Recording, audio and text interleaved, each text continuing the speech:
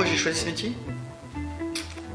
Tout simplement parce que je voulais faire médecine.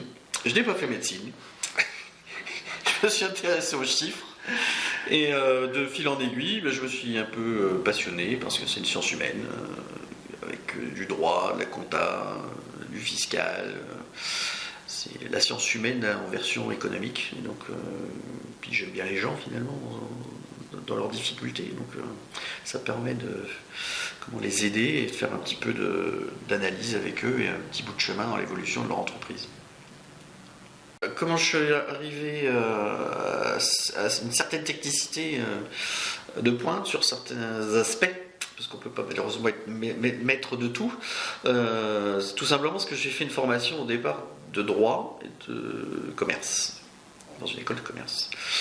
Et ça m'a permis, indépendamment de la formation d'expertise comptable, de voir d'autres aspects du métier de l'entreprise et m'a ouvert, si vous voulez, une certaine curiosité. Et comme c'était principalement des cabinets qui étaient assez volumineux, j'ai pu traiter dans plusieurs secteurs de services des dossiers qui sont relativement complexes.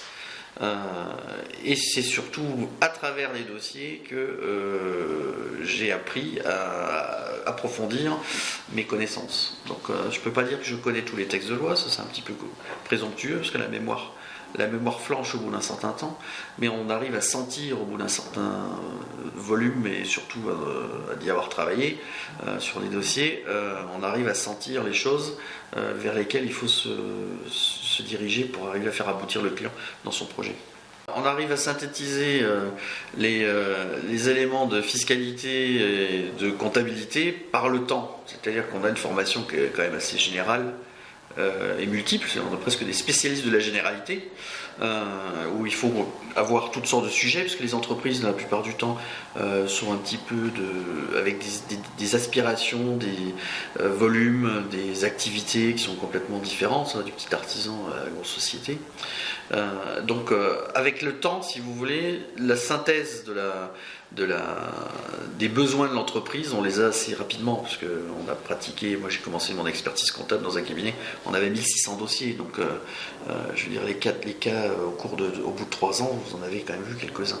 Donc c'est un petit peu le fil rouge du métier, ce n'est pas du déclaratif, ce n'est pas du fiscal de base avec un bilan, il faut faire vivre ce dossier, il faut faire vivre ce bilan, et à partir de là, c'est le temps qui fait ça. J'avais un avocat qui me disait, qui était fiscaliste et qui surveillait mes dossiers à une époque quand j'ai démarré mon activité professionnelle, on travaillait en lien, me disait toujours: vous n'avez pas le profil du bon expert comptable parce que vous êtes trop jeune. Vous aurez 48 ans, c'est le cas maintenant. Vous aurez le profil, les tempes grisonnantes, un petit peu de bide.